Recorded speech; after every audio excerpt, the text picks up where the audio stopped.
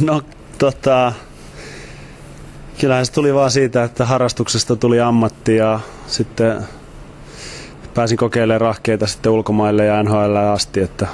sitten siitä kierroksesta tuli yllättävän pitkä, että nyt on sitten ainakin toistaiseksi palattu kotikonnuille.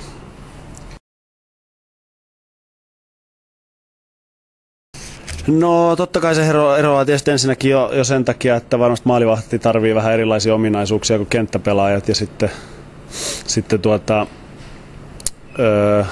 kyllä me ollaan aika erilaisessa tilanteessa, niin kuin, että jos itse on 38-vuotias ja meillä on parikymppisiä ja 23-vuotiaita maalivahteja, niin se harjoittelutausta on aika erilainen, niin tämä on semmoista meikäläisharjoittelua ehkä enemmän sitä, että koitetaan pitää mies vetreenä ja kunnossa ja totta kai kovasti pitää tehdä töitä, mutta että sitä on vaikea kuvailla millä tavoin se on erilaista, mutta että joudutaan joitain juttuja jättämään pois ja tekemään vähän eri tavalla. No ei nyt varsinaista meditaatiohetkeä, mutta kyllä mentaalisesti pitää käydä sitä peliä läpi, omia suorituksia ja vähän vastustajaa ja joko sitten edellisen iltana tai sitten siinä päivällä tykkään yleensä nukkua päiväunet, niin siinä niiden ohessa vähän mietittyä niitä asioita, mitä tarvii tehdä, että illalla onnistuu.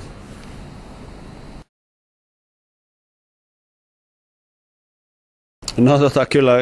motivaatio on kova ja ei tätä niinku, jos ei tästä niin paljon tykkäisi, niin pystyisi tekemään ja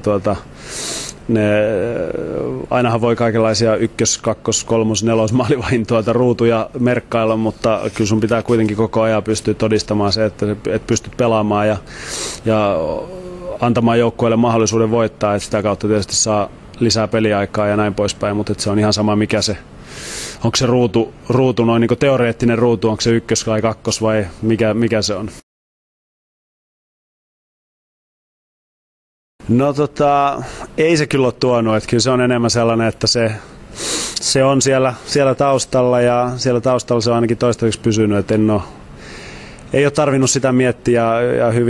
hyvin on pystynyt olemaan pelkästään pelaajana ja niin on halunnutkin olla.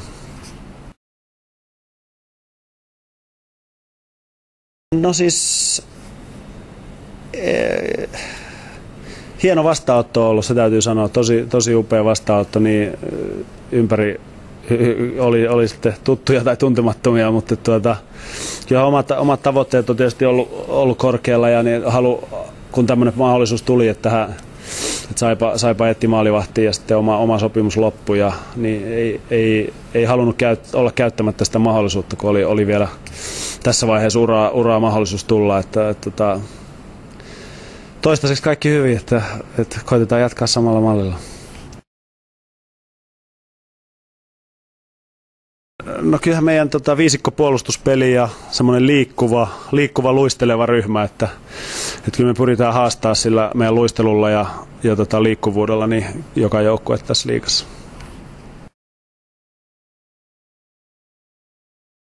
Ne on niin ollut sidoksissa paikkaa, että kyllä me on kaivannut, meillä on kesäpaikka tuossa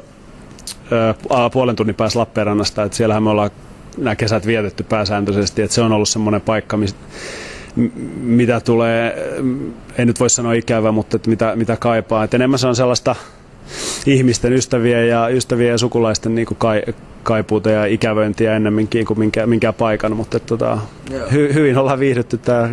syksykin, mikä ollaan oltu, että ei voi valittaa.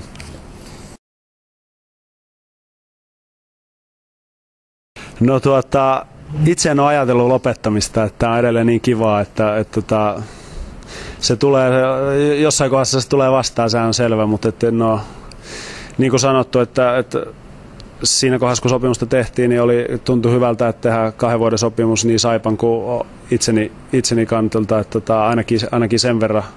on haluja ja jos tämä on edelleen 2 vuoden päästä niin kivaa kuin nyt, niin ei ole mitään syytä, etteikö jatkaisi vielä uraa.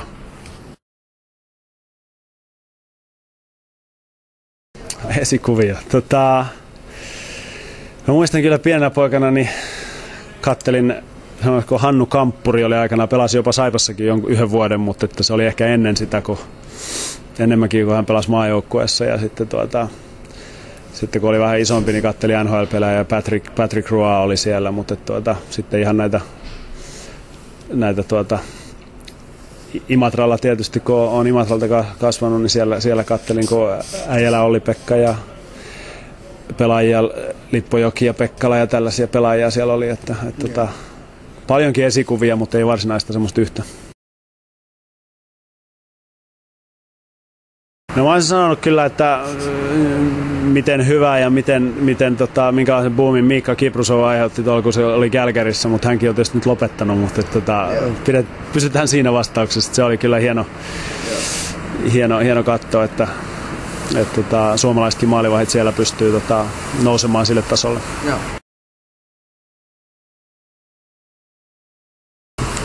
Terveisiä kaikille Saipan faneille ja Saipan mielisille ja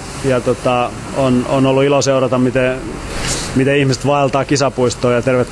tervetuloa jatkossakin. Kiitos.